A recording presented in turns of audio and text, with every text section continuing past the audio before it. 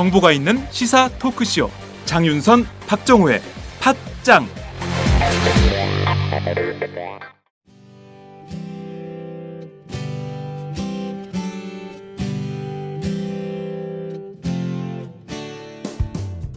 팟짱은 더 좋은 팟짱, 더 오래가는 팟짱을 만들기 위해 광고주를 기다리고 있습니다. 지금 전화주세요. 문의 02-733-5505, 내선 108번.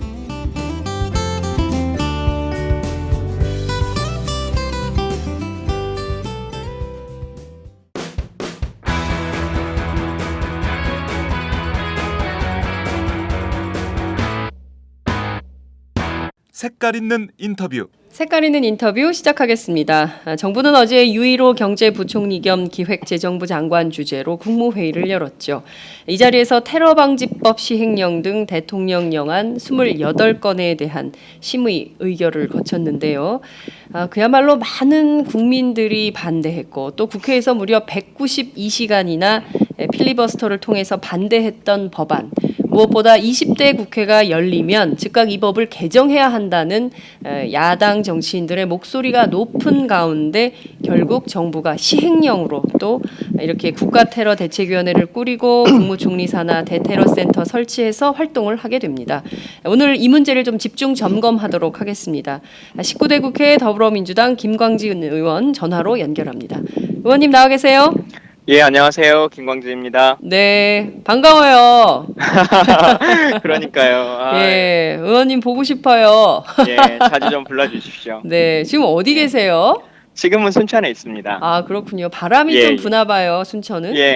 밖에 좀 나와 있어가지고. 어디 밖에 계시는구나. 예. 마치 그 바람 소리가 바닷가의 파도 소리랑 엮여서 들리네요.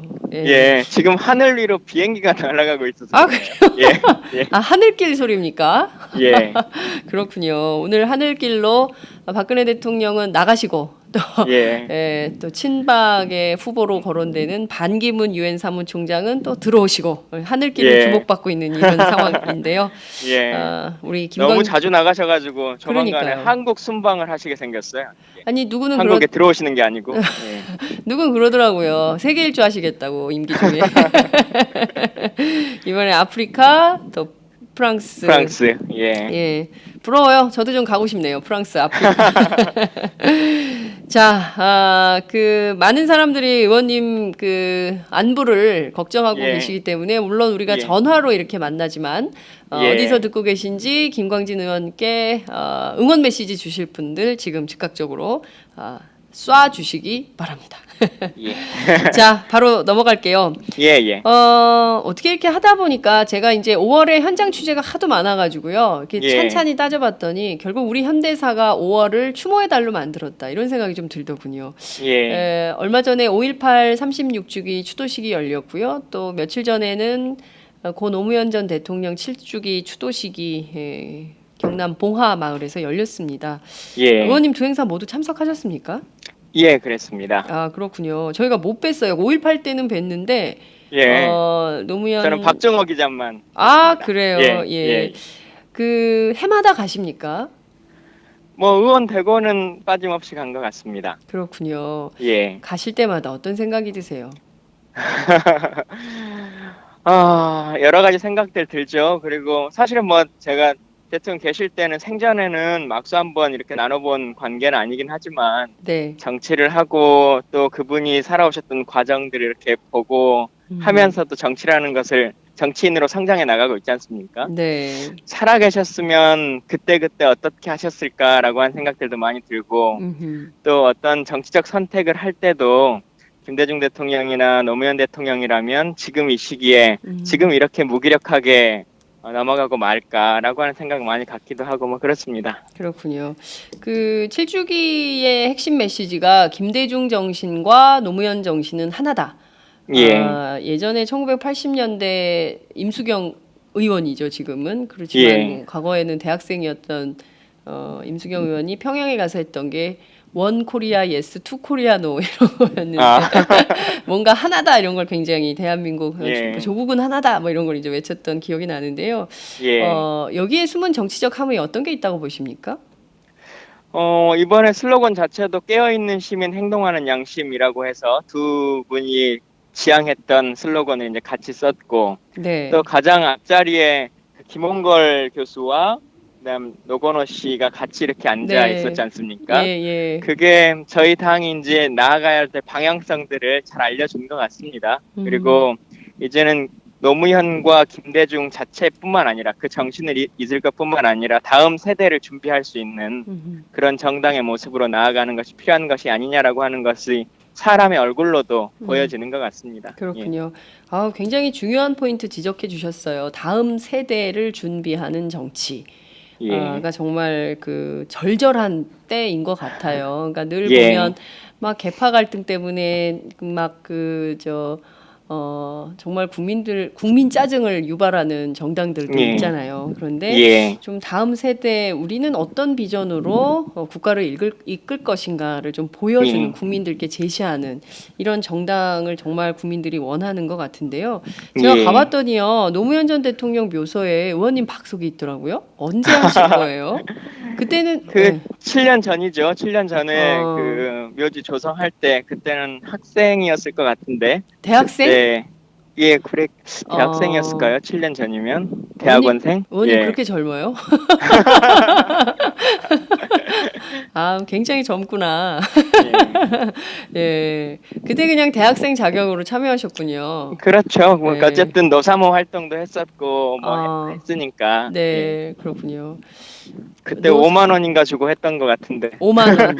예, 그걸 해놓길 잘했던 것 같아요. 한 번밖에 할 수 없는 거잖아요. 그러니까요. 다시는 못하는. 네. 예. 아유, 이럴 줄 알았으면 그때 나도 제가 할 걸. 이런 생각하실 것 같아요. 깨어있는 많은 시민이 되겠습니다. 이렇게 예. 했거든요. 깨어있는 예. 시민이 되겠습니다. 김광진 이렇게 박석에 남겼는데 네. 제가 이제 봉화를 내려가면서 생각해 보니까 네, 네. 그때는 7년 전에는 깨어있는 시민이 되는 것으로 제 소명이 다 하는 거였는데 네. 이제는 깨어있는 시민의 조직된 힘을 만들어내는 것 그게 제가 해야 될 역할이지 않겠냐 이런 생각도 하게 되더라고요. 네. 깨어있는 시민의 조직된 힘을 만드는 정치인이 돼야 된다 이런 예. 말씀 주셨습니다. 예. 문재인 전 대표가요. 더 이상 예. 친노라는 이름으로 그분을 묶어두지 말자. 그리고 이제는 희망을 이야기하자. 이제 이렇게 주장을 했습니다. 예. 그럼에도 불구하고 여전히 뭐 친노, 비노 뭐 이런 주장 또 비판 있는 게 사실인데요. 예. 좀 이 프레임을 뛰어넘는 정치는 어디로부터 출발을 해야 된다고 보세요? 근데 사실 친노라고 하는 것 네. 그것이 두 가지 의미일 것 같습니다. 하나는 정치인 집단으로서의 친노가 있을 수밖에 없죠. 뭐 쉽게 보면 가장 좁게 보면 청와대에서 같이 근무했던 분들이 그렇죠. 우리가 말하는 친노일 수 있겠고요. 네. 또 소위 말하는 범친노 그룹이라고 하는 그룹이 있을 것이고. 네. 근데 다만 실제 국민들이 말하고 있는 친노, 언론에서 네. 말하는 친노는 정치인의 분류로서의 친노지만 네. 노무현 대통령 돌아가시고 나서 수백만의 사람들이 네. 눈물을 같이 흘리고 비 오면서 맞으면서도 그 분향소를 지키고 네. 해왔지 않습니까? 네. 그리고 지금도 7년이 지났지만 전국에서 그렇게 그분을 추모하고 생각하면서 네. 그 뜻을 잇겠다고 수만 명의 사람들이 봉화로 찾아오고 그러니까요. 서울에서 행사를 하고 4만 명이 매달 회비를 내고 있습니다. 예. 과연 이런 것들이 단순하게 정치인 몇 명으로 구성될 수 있을 만한 계파로서의 친노라고 말할 수 있을 것인가?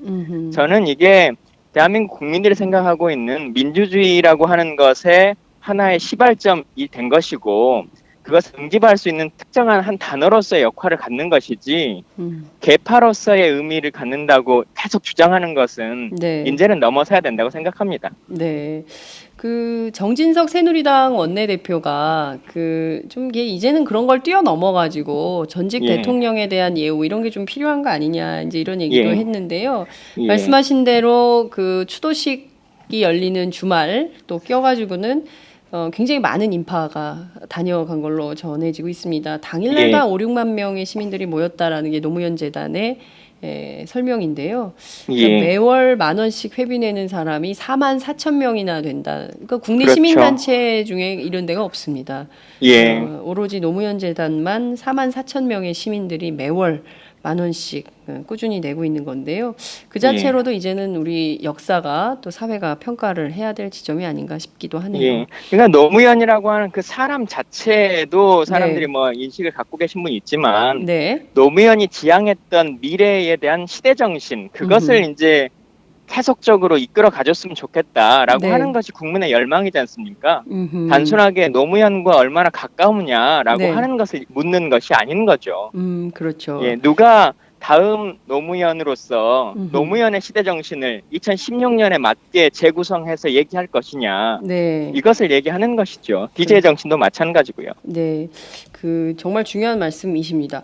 그 의원님 많은 분들이 지금 그 응원 메시지 보내고 있는데요.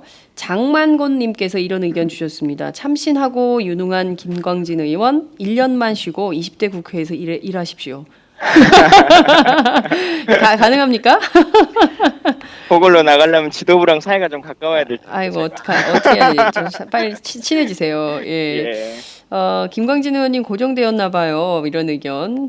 전 지금 대구에서 보고 있습니다. 인천에서 보고 있습니다. 이런 예. 의견 항상 응원합니다. 배찬우님 의견 감사합니다. 아유, 감사합니다. 예. 자, 현안 좀 여쭐게요. 예, 지난 19일이죠. 19대 국회 마지막 본회의가 열렸습니다. 예. 지금 현재 가장 뜨겁게 쟁점이 형성된 법안이 바로 상시청문회법, 그러니까 365일 매일 청문회를 할 수 있도록 한 법인데요. 이 법을 포함해서 무쟁점 법안 모두 130여 건이 통과가 됐습니다. 예. 우선 이 상시청문회법 문제가 그렇게 심각한 건가요?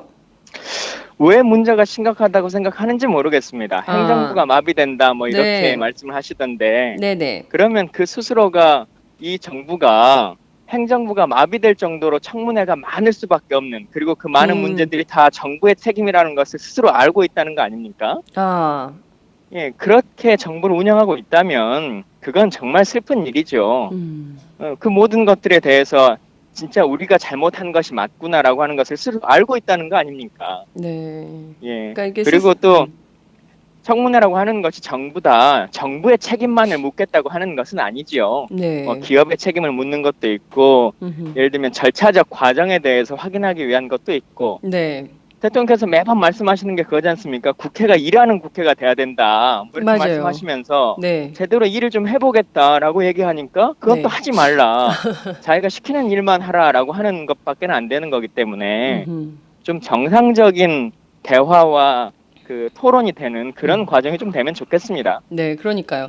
그야말로 국회에서 국회는 민의의 전당이니까 예, 청문 듣고 묻고 답하는 절차가 활성화돼야 그 그렇죠. 자체로 그 국회가 막 살아 움직이고 국민들이 궁금해하는 모든 이슈들에 대해서 알 수 있는 기회가 되는데 그 자체로 뭐 거기 국회 불려다니느라고 행정부가 일이 되겠냐 맨날 국회 자료 준비하느라고 아무것도 못한다 뭐 이렇게 주장하는데 그 예. 자체로 좀 문제가 있는 주장이다 이런 비판도 있는 것 같습니다. 그렇죠. 제가 누차 말씀드리지만 민주주의는 원래 불편하고 또 불편한 제도입니다. 민주주의에서 효율성을 찾으려고 하고 쉽게만 하려고 하면 그건 독재 국가를 지향하는 것이죠.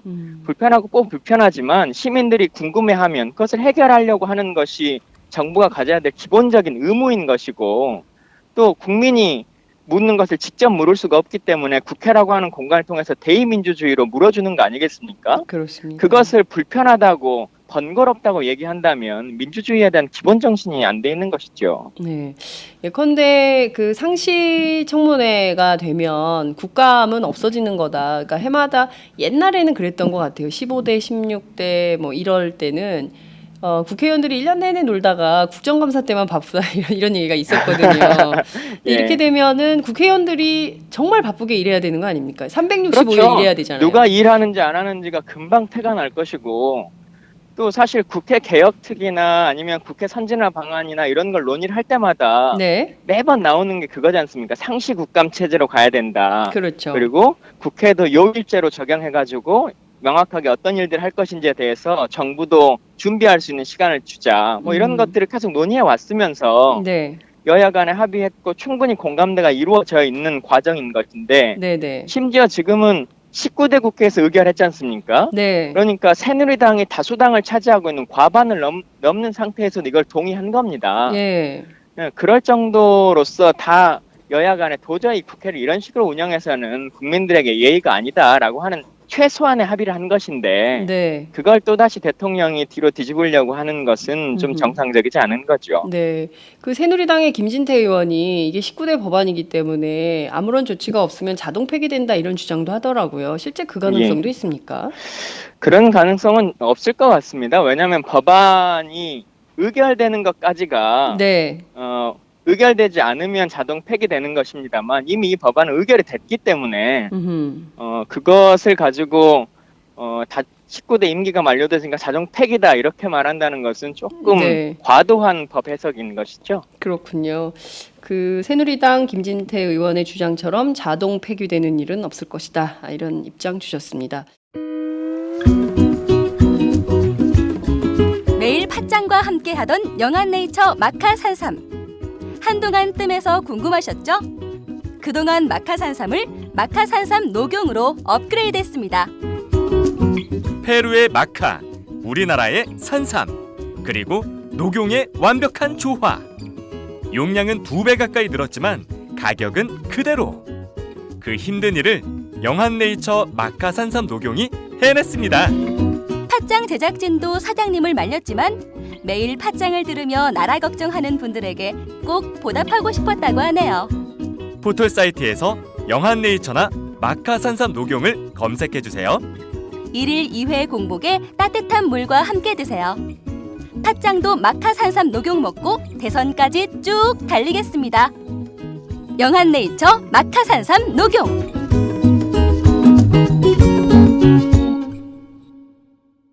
예. 또 하나의 현안을 좀 여쭙겠습니다. 어제 국무회의 의결로 테러방지법 시행령이 통과가 됐어요. 그래서 예. 우선 총리실 산하에 대테러센터, 그 대테러센터가 설치가 되고 또 국가테러대책위원회, 테러대책실무위원회 이게 두 위원회가 구성이 된다는 건데요. 예. 이 테러방지법마저도 시행령으로 하는 거냐 이런 비판이 좀 나오고 있습니다. 의원님 어떻게 보셨어요? 결국은 직권상정을 하는 국가 비상사태라고 하는 이유로 직권상정을 한 네. 절차적 민주성도 만들어내지 못했고 네. 또 법안 자체도 아무런 논의조차 없이 네. 직권상정이 돼버렸고요. 네. 근데 그 이후에서도 지금 시행령을 통해서 그동안 야당이 비판했고 시민단체와 국민들이 우려해 왔었던 그 국민들의 기본권 침해라든가 네. 아니면 국정원의 권한이 과도하게 강화된다거나 네. 아니면 문민 통제를 어떻게 할 것인가 이런 논의들이 사실 많이 있었는데 네. 그 부분에 대해서 1.1핵도 반영하지 않겠다 지금 이걸 선언한 것이거든요. 실제로 시행령에서도 그렇게 지금 얘기를 하고 있고요. 네. 안타깝습니다. 그리고 법률에서 시행령으로 그 위임해 주는 것은 네. 법률의 범위 안에서 위임받아야 되는 것입니다. 그건 헌법재판소에서도 누누이 얘기를 하고 있는 것이거든요. 매번 네. 재판 붙을 때마다 지는 것인데 네. 기구 구성에 있어서 법률에 근거한다라고 하는 것은 상식적으로 하나 정도 아니면 2개 정도의 기구를 만들면 되는 것인데 네. 지금 전체를 보면 10개의 기구를 만들겠다고 하는 거거든요. 과연 이게 합리적인 것인가?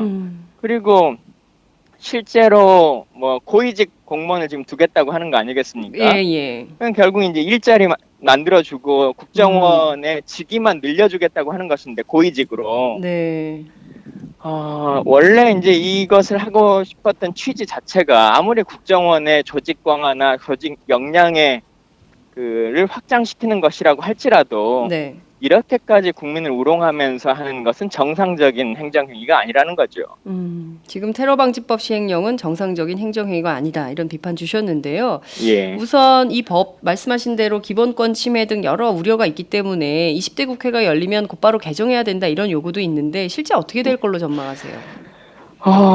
뭐 저는 기본적으로 폐지를 해야 된다는 입장을 가지고 있습니다만 폐지보다는 이제 개정하는 방식으로 가려고 하겠죠. 근데 이 법 자체가 실제 법안소에서 하등의 논의 구조를 거친 것이 아니기 때문에 네. 법 조문 한두 개를 자꾸 수정을 한다고 해서 해결될 문제가 아닙니다. 예.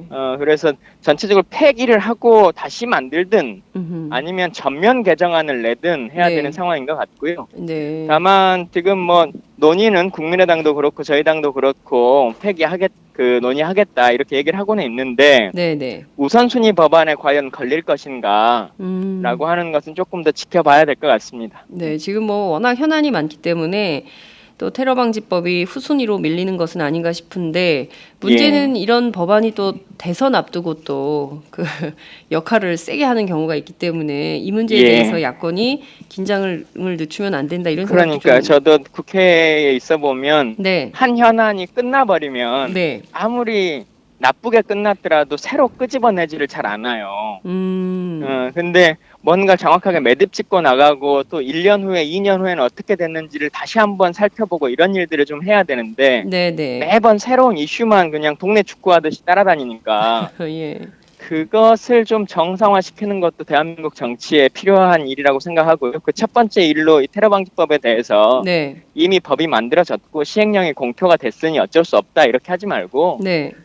우리가 선거 치르는 동안 항상 주장했지 않습니까? 여소야대 만들어주고 야당에게 압승을 하게 해주면 네. 우리가 국정교과서도 테러방지법도 원천 무효 만들겠다 이렇게 국민들께 약속을 했기 때문에 맞아요. 그것을 좀 지켜낼 수 있는 그런 야당의 모습을 보여줘야 실제 1년 후에 대선에서도 네. 아 진짜 힘을 주니까 권력을 주니까 저렇게 정상적으로 일을 하는구나라고 하는 것을 네. 신뢰하지 않겠습니까? 네. 그런 신뢰를 위해서라도 꼭 이번 원내 지도부가 그 네. 일들을 힘차게 좀 해주시기를 바라고 있습니다. 네.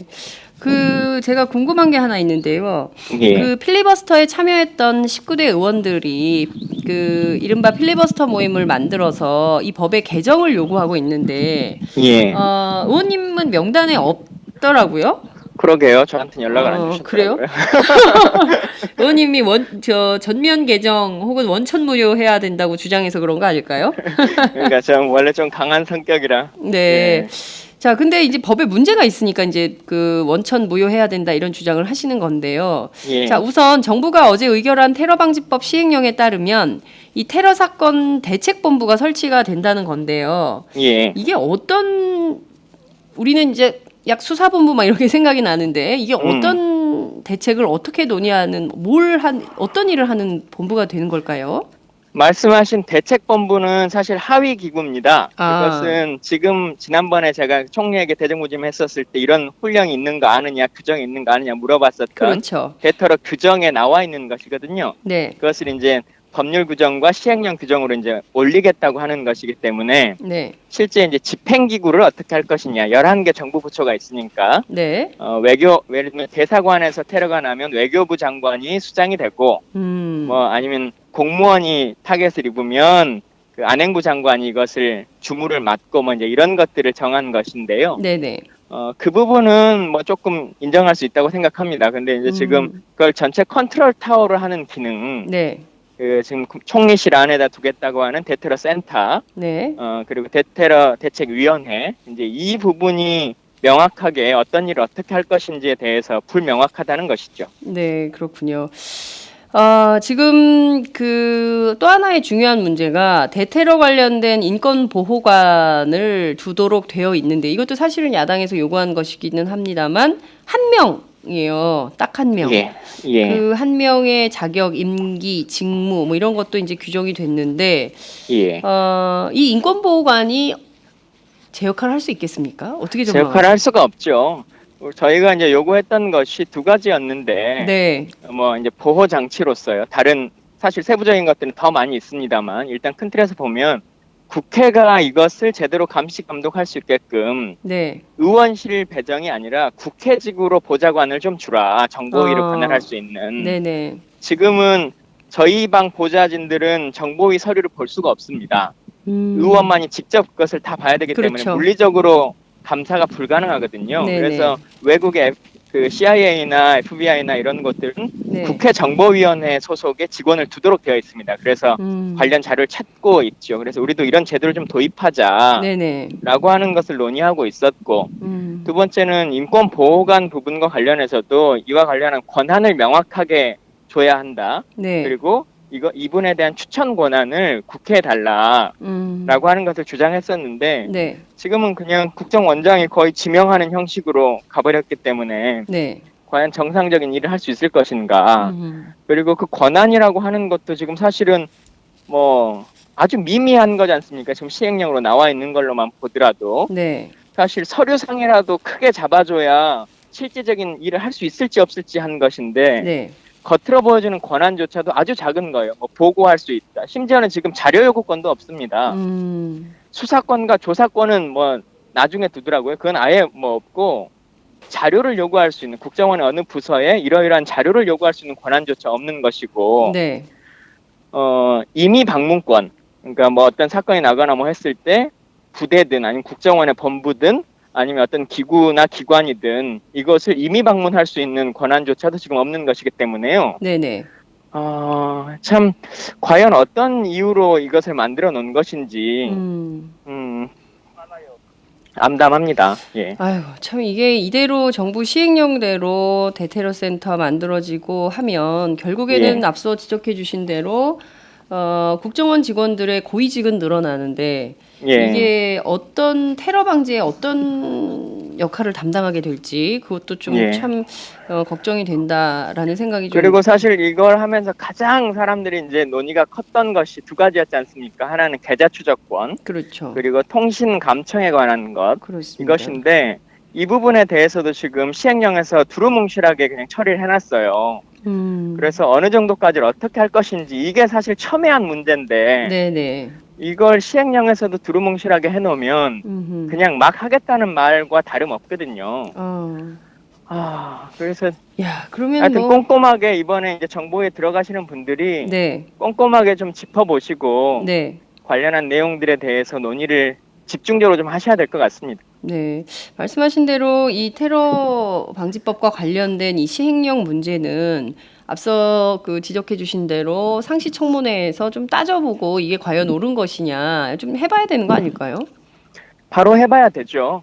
그리고 국민들에게도 실제 어떤 문제가 있는 것인지 알려드려야 하는 것이고, 네네. 특히나 저희가 이것을 필리버스터라고 하는 것으로 국민들께 많이 설명드렸던 법이기 때문에 그렇습니다. 국민들에게 다시 한번 어떤 문제인지를 말씀드려야 될 의무가 있는 것이죠. 네, 그러니까 문제는 통신 감청과 계좌 추적권을 가지고 저희가 이제 국정원이 했던 간첩 조작 사건들이 80년대에서만 그치는 것이 아니라 최근까지도 그런 문제가 있었지 않습니까? 서울시 공무원 간첩 사건, 간첩 조작 사건의 경우도 그렇고요. 그렇기 예. 때문에 많은 국민들이 이렇게 들여다보고 어떤 사건들이 또 조작될 가능성에 대한 우려가 있고요. 이 예. 문제가 정치권 안에서도 심도 깊게 논의가 좀 필요한데 어떻게 될지 좀 지켜봐야 되겠습니다. 예. 네, 저 27일, 네, 말씀하세요. 그러니까 인권보호관 문제에 있어서도 네. 사실은 최소한으로 본다 치더라도 한 명을 하기로 했으면 야당에게 빨리 권한을 넘겨줘야 됩니다. 근데 지금 선언한 것은 변호사 경력 10년, 네. 그리고 교수 경력 10년이 된 사람을 원장이 지명하겠다는 거거든요. 네. 시민단체 추천자도 아니고, 그래서 이거는 정말 그냥 그 국정원 입맛에 맞는 어떤 변호사 한 분, 네. 이것으로 퉁치려고 하는 것, 예. 국민들이 그렇게 쉽게 호락호락하게 넘어가지 않으실 거라고 생각합니다. 네. 아이고, 이 문제도 좀 저희가 짚어보도록 하겠습니다. 계속 해야 될 게 예. 너무 많아가지고요. 예. 이번에 보니까 27일인가요? 이번 주 금요일인데 예. 저녁 7시에 모임을 하나 여시더라고요. 예. 국회의원회관 대회의실에서 뭐 제목이 뭐더라? 김광진 김광진의 날개를 예. 달다 뭐 이런 거던데요. 예. 그 뒷모습 사진이 멋있더구만요. 아유, 예. 어떤 내용? 정치는 원래 뒷모습 보이면 안 된다 그러긴 하는데 그래요? 어떤 왜요? 분이 만들어 주실 때 포스터를 그렇게 뒷모습으로 해주셔서 많이 분위기가 좋다고 또 좋아하십니다. 그러니까요. 예. 어떤 내용들이 좀 준비되고 있는 겁니까? 그 어떤 자리일까요? 뭐 제가 대선 주자는 아닙니다만 나름 팬클럽이 만들어져 가지고 네. 4년간 제 의정 활동이나 이런 것들을 응원하시겠다라고 하는 분들이 전국에서 또 많이 좀 와주시겠다고 하고, 또 저도 어떻게 4년간을 준비할 것인가, 어떤 일을 하고 싶은 것인가라고 하는 것을 좀 국민들께 말하고 싶은 통로가 필요해서 네. 그 자리를 마련했고, 그날 사회는 박정호 기자님이 보시기로 했습니다. 오, 그래요. 예. 박정호 기자가. 아, 그렇군요. 4년간 어떤 활동을 하시게 될지 저희도 굉장히 궁금한데요. 예. 앞서 어떤 분께서 1년만 쉬고 예. 내년부터는 다시 20대 국회에서 뛰시라 이런 조언도 있는데 예. 실제로는 좀 어떤 고민이 좀 있으세요? 저는 근데 요즘 드는 고민은 네. 물론 기회가 된다면 그걸 거절할 이유는 없겠습니다만 정치인이니까. 네. 근데 내 4년 후에는 기필코 내가 재선이 되리라 이 생각보다 네. 혹여 내가 재선이 안 되더라도 음흠. 다음 대통령은 꼭 만들어 봐야겠다 우리 당에서.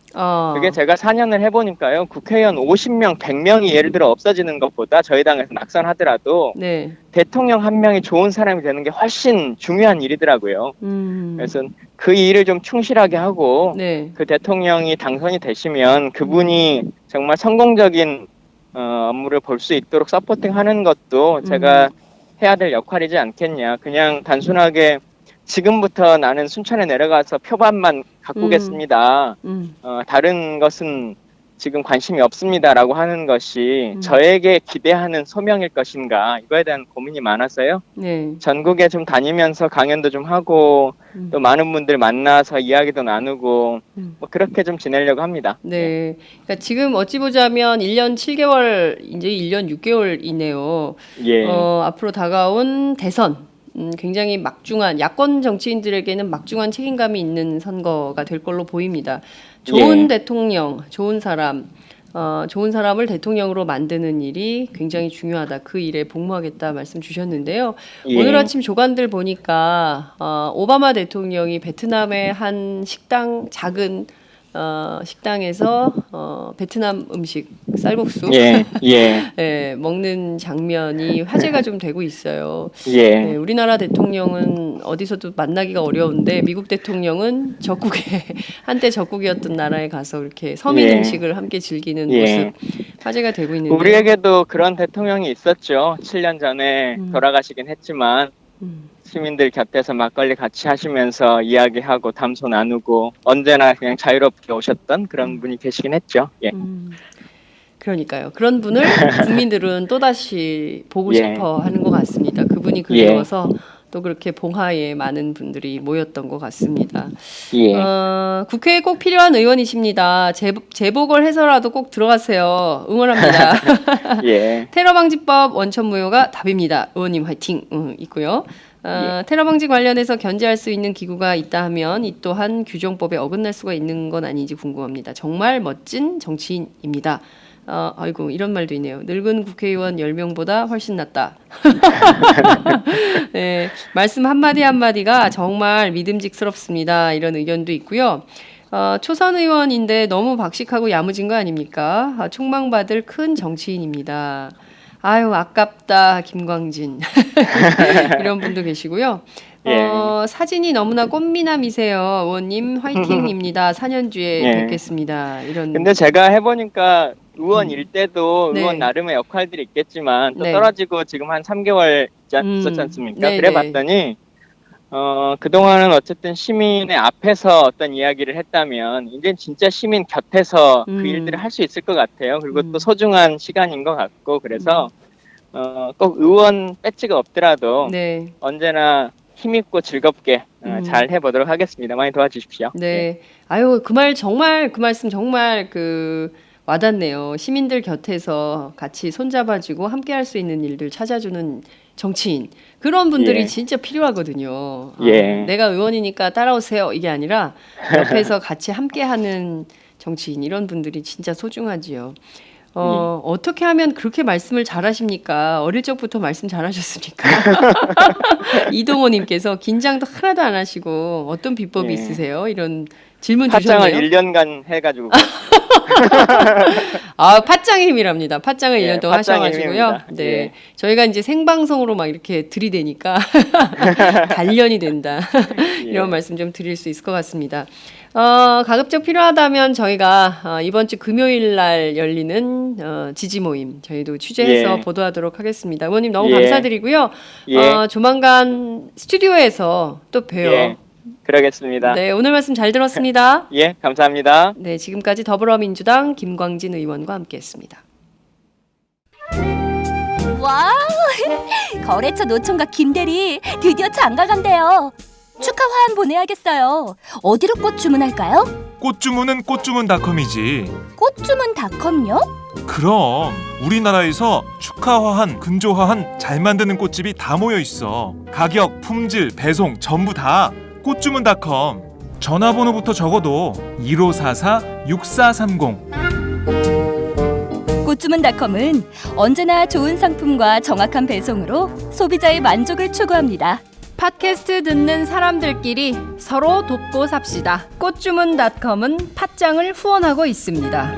1544-6430 꽃주문닷컴 1544-6430. 꽃주문닷컴은 현재 회원사도 모집 중입니다. 전국에 계신 꽃집 사장님들 지금 당장 전화주세요. 꽃주문닷컴은 생산자, 유통자 모두를 보호합니다.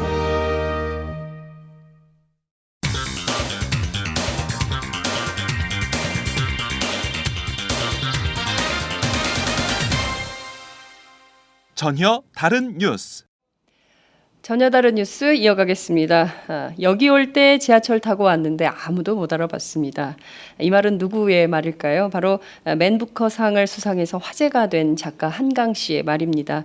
어제 작가 한강 씨가 서울 동교동의 한 카페에서 기자회견을 열었는데요. 상당히 기자들이 많이 몰렸다는 후문입니다. 이 현장을 다녀온 기자를 전화로 연결해서 자세한 소식 좀 듣도록 하겠습니다. 오마이스타 유지영 기자를 전화로 연결합니다. 유 기자 나와 계신가요? 네, 나와 있습니다. 네. 자, 어제 동교동에서 열린 작가 한강 씨 기자 간담회 현장 다녀오셨죠? 아, 네, 다녀왔습니다. 네, 분위기가 좀 어땠습니까? 일단은 뭐 거의 모든 언론사를 만나볼 수 있는 굉장히 큰 자리였는데요. 네. 네, 사실 이날 자리는 이렇게 원래 크게 기획이 됐던 게 아니라 네네. 한강이 이제 이번에 나온 소설 흰이라는 소설을 발표하는 자리였다고 합니다. 네네. 네, 근데 이제 이날 굉장히 소소하게 소설 흰이라는 이름을 따서 이렇게 흰 떡을 나눠서 이렇게 모여서 먹는 네. 이런 자리를 기획을 했다고 하는데 네네. 이제 아무래도 맨부커상 수상 이후에 처음 갖는 공식 행사더라고요. 네네. 그래서 이제 그 인기를 짐작하듯이 거의 모든 매체를 볼 수 있었습니다. 그렇군요. 흰 떡은 좀 드셨습니까? 네, 흰떡 먹었습니다. 맛있었어요? 네.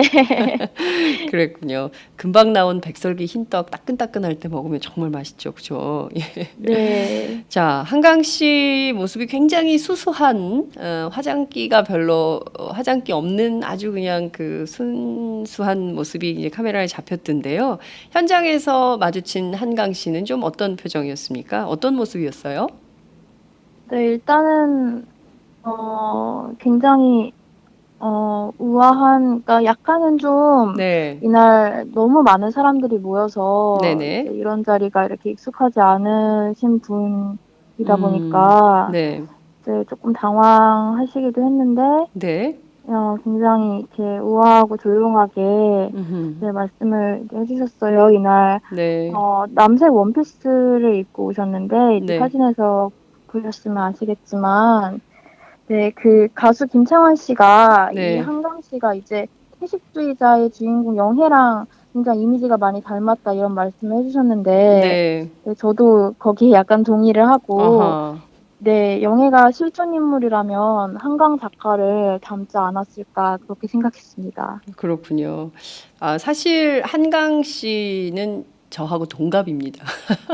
아, 예, 같은 연배여서 제가 사실은 한강 씨가 이렇게 영국에서 주는 이렇게 큰 상을 받기 전에 이제 단편부터 이렇게 찾아서 읽었던 소설가이기도 한데요.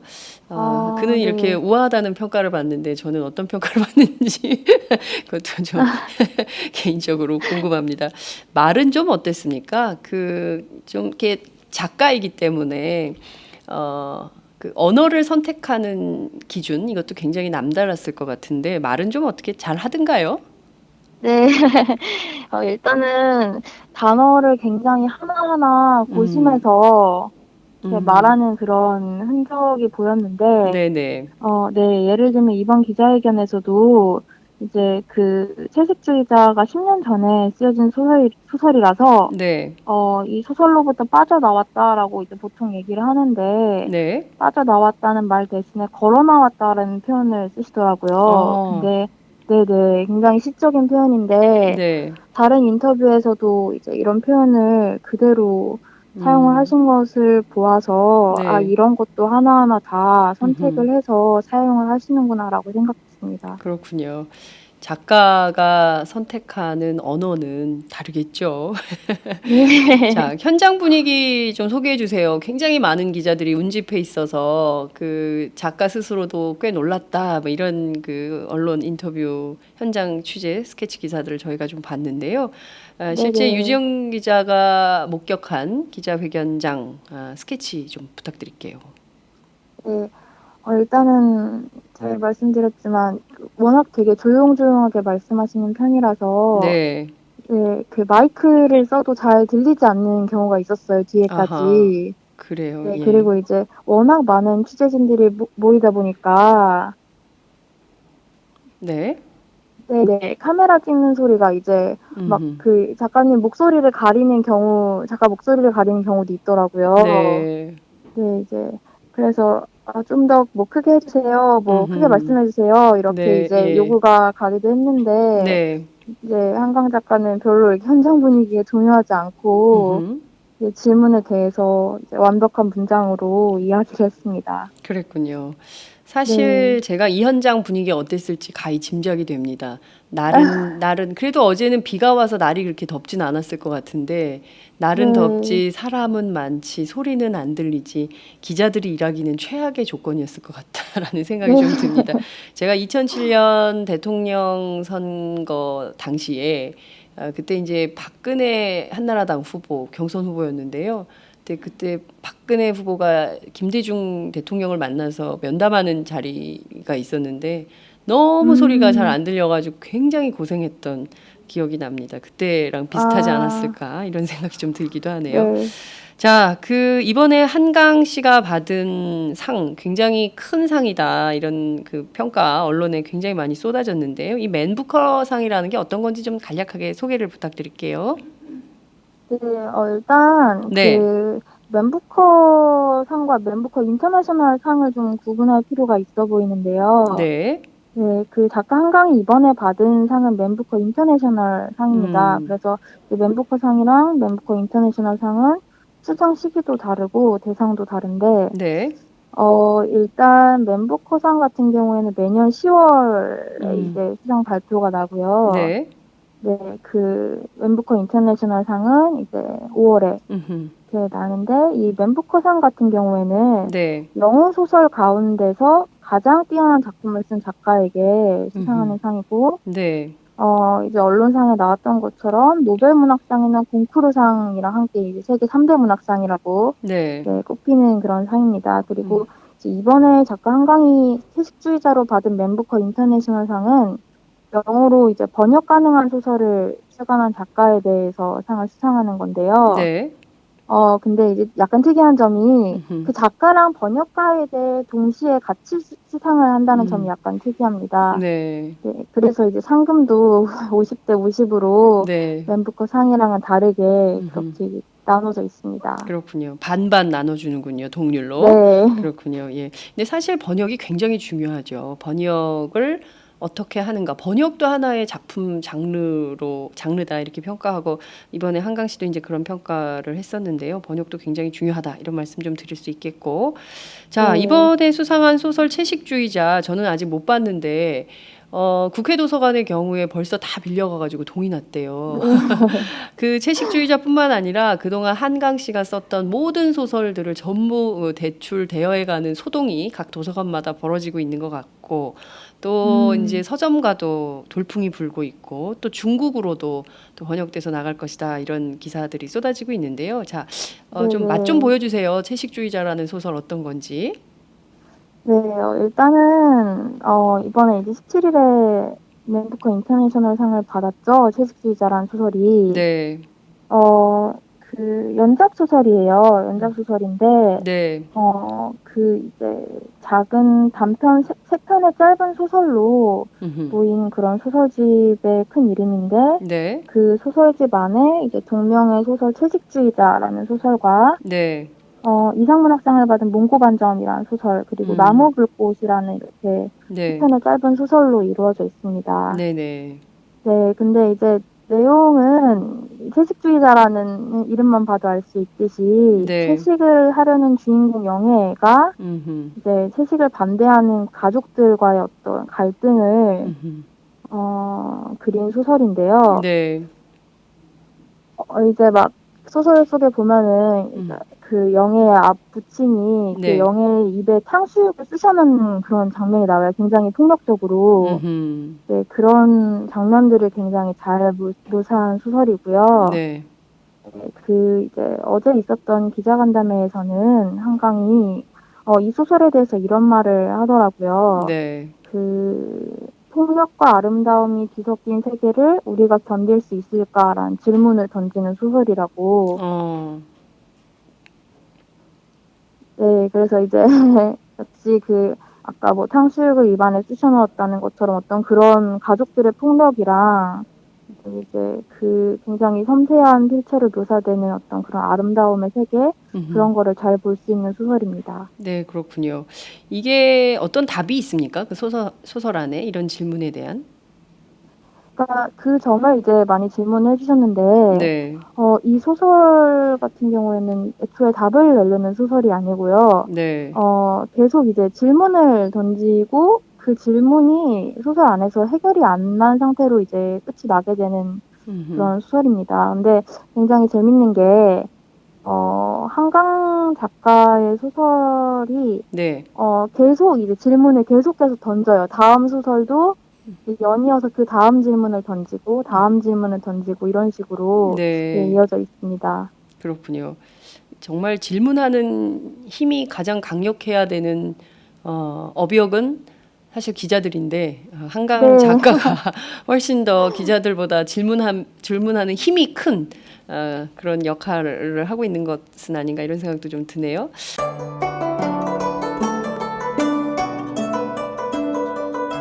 안녕하십니까. 저는 정도전을 15년 전에 최초로 소설로 썼던 작가 임종일입니다. 사실 정도전을 소설로 쓰는 데만 10년이 걸렸는데 그 시절 무명의 고달픈 심신을 양꼬치와 고량주로 달래주었던 풍무 양꼬치. 풍무 양꼬치는 월드컵 4강의 기쁨도 나라골 우습게 돌아가고 분통이 터질 때도 늘 함께했던 안식처이자 사랑방이었습니다. 진짜 정의파인 주인장은 세상을 뒤집어 푼 남자 정도전을 누구보다 먼저 알아보았고 그래서 제 소설 정도전은 역사의 곡이 없습니다. 풍무 양꼬치 역시 맛과 양심이 살아있습니다. 좋은 사람끼리는 꼭 만나야 합니다. 어떻습니까? 오늘 풍무 양꼬치에서 만납시다.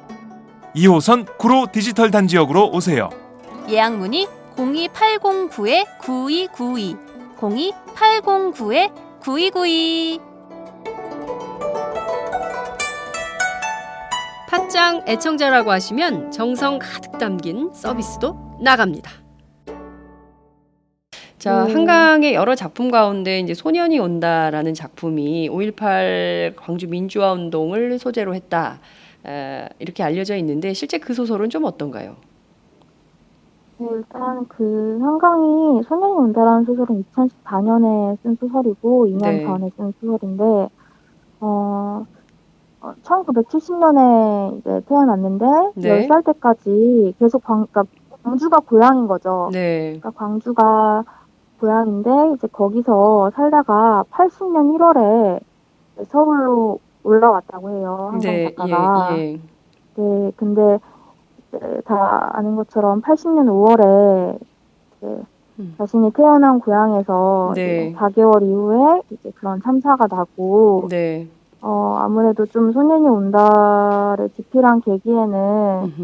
이제 한강 작가가 어떤 그런 개인적인 계기, 고향의 어떤 참사 이런 게 좀 반영되지 않았을까 싶은데, 네. 네네. 근데 소년이 온다는 일단 이제 5.18 광주를 겪은 15살 소년 동우의 이야기를 담고 있어요. 네. 네, 그 동우가 이제 마지막까지 도청에 남아서 시신을 관리하는 일을 했는데, 음흠. 이제 이 과정에서 동갑내기 친구의 시신을 이제 목격하면서 음. 네, 전개되는 이야기입니다. 네. 특히나 맨부커상 수상 소식이 5.18 주간에 알려져서 광주 네, 사람들에게는 이 소년이 온다라는 소설이 다시 한번 또 회자되는 일이 있었던 것 같습니다. 실제 네, 한강 씨가 활동해온 시절은 굉장히 오래됐어요. 그 젊을 때부터 작품 활동을 했고 여수의 사랑 같은 것도 여러분들께 저는 추천을 좀 드리고 싶은데 그 많은 활동을 했지만 딱 국내에서는 이렇게 큰 상을 받은 다음에 더 큰 주목을 받는 사실 그 이전에 대한 평가보다는 좀 우리나라가 좀 그런 측면이 좀 있는 것 같은데 네, 지금 어느 정도로 큰 사랑을 받고 있습니까? 좀 대단한 것 같기도 한데요. 네, 뭐 일단 수상된 이후에는 네. 이제 막 네, 굉장히 많은 나라랑 그 출판 계약이 되고 있다고 아, 합니다. 그래요. 예. 네, 일단 퇴색주의자 같은 경우에는 뭐 27개 나라랑 계약이 됐다는 말이 있고요. 네. 네, 그리고 이제 아까 나왔던 소년이 온다 네. 같은 경우에는 10개 국가랑 계약이 체결된 상태라고 합니다. 선풍적인 인기를 끌고 있는 거군요. 근데 본인 네, 스스로는 이만 부면 족하다 이런 얘기를 했는데 그 얘기는 어떤 건가요? 네, 그러니까 뭐 이제 그 채식주의자가 처음 나왔던 게 10년 전 이야기인데, 네. 어, 상을 받기 직전까지 2만 부 정도가 팔렸다고 해요. 10년 동안에. 10년간 2만 부. 네, 네. 자, 이제 계산을 하자면 1년간 2천 명 음흠. 정도, 네, 그 책을 구입을 한 건데, 네네. 이제 뭐 1년 동안 2천 명 정도의 독자면 그 정도면 충분한 것 같다라고, 너무 이미 많이 나갔다라고 그래요. 네, 말씀을 네, 예. 기자간담회에서 하셨습니다. 네. 갑자기 그 작가 한강 씨 스스로가 채식주의인지 아닌지 좀 궁금해지는데요.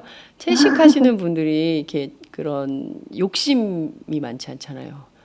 그리고 네, 예, 또 이런 그 사회적인 막 부와 명예 이런 거에 막 그다지 이렇게 연연해 하지 않는 모습이 있는데 어찌 보자면 한강 씨가 좀 그런 단계에 와 있는 것은 아닌가 이런 생각도 좀 네, 드네요. 네, 실제로 몇 년 동안 채식을 하셨다고도 하더라고요. 그래요. 네네. 그렇군요. 자, 이번에 상을 받게 된 맨부커 상을 그 공동 수상하게 된 번역가에 대한 관심도 뜨거운 것 같습니다. 어떻게 작업을 했는지 그 얘기도 좀 소개를 해주시죠. 네, 일단 그 채식주의자의 번역가죠. 데보라 스미스 씨와 이제 이메일로 네. 메모랑 질문 같은 걸 이제 오가면서 음흠. 대화를 나눴다고 하는데, 네. 네, 근데 이제 이 영문 채식주의자에 대해서 한강이 네.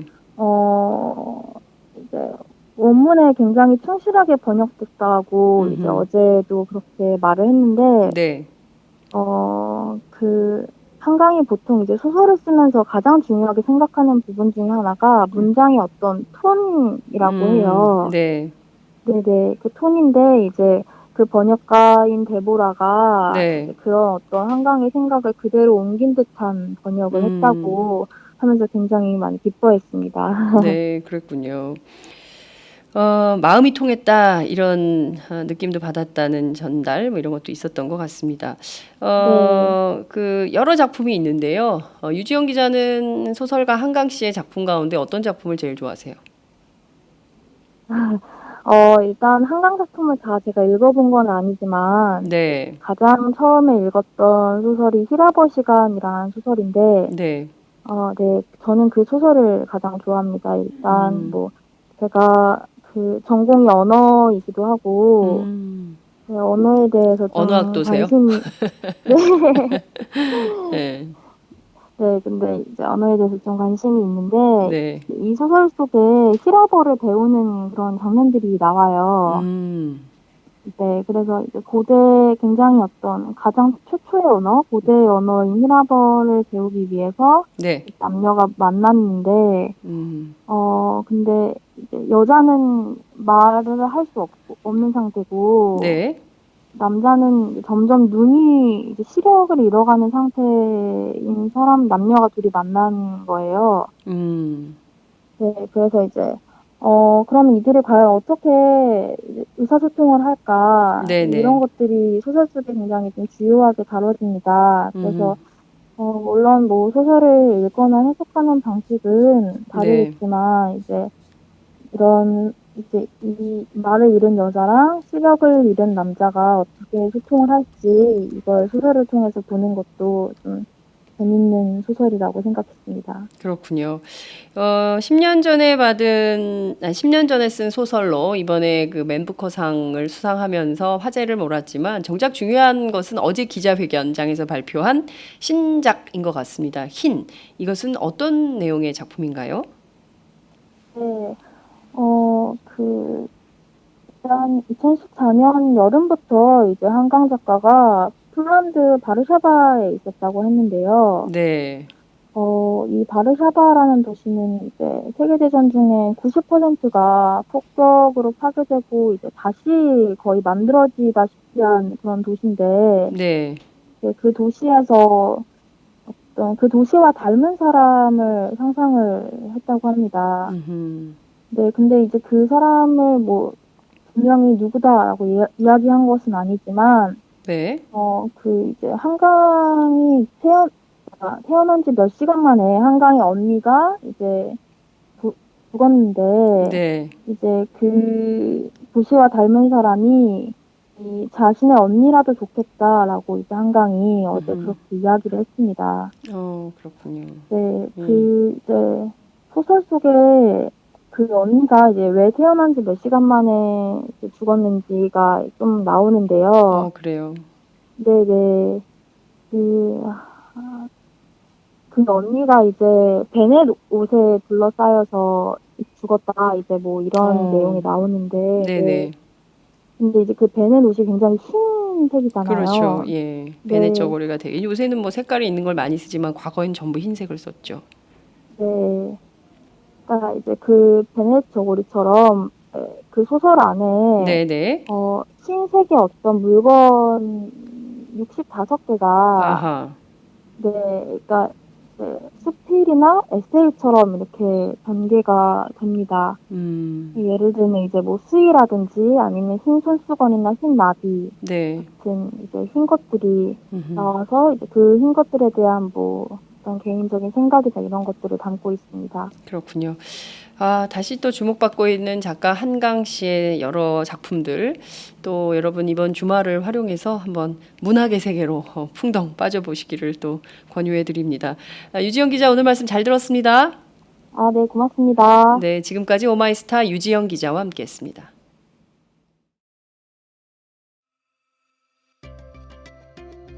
오늘도 오마이뉴스 10만인 클럽 후원 회원님들의 발길은 이어지고 있습니다. 국민이 속지 않고 믿을 수 있는 언론을 기대합니다. 시민을 위한 언론, 오마이뉴스가 진보 종편으로 꼭 성공하기를 빕니다. 시민들의 판단에 위한 충실한 진실 전달자가 되어주세요. 민주주의가 왜곡 후퇴하는 이 불의하고 참담한 현실이 하나하나 타개되길 소망합니다. 오마이뉴스를 믿고 응원합니다. 장윤선, 박정호의 팟짱 후원하시는 10만인 클럽 회원님들의 가입 동기입니다. 참 절박하죠? 오마이TV가 보수 정편이 외면한 진실을 생생하게 전달하겠습니다. 내 손 안에 스마트 진보 정편, 월 1만 원이면 됩니다. 지금 바로 전화주세요. 02733-5505, 내선 번호는 0번, 공용 핸드폰은 010-3270-3828입니다. 정권과 자본 앞에 할 말하는 당당한 오마이TV. 팍팍 밀어주세요.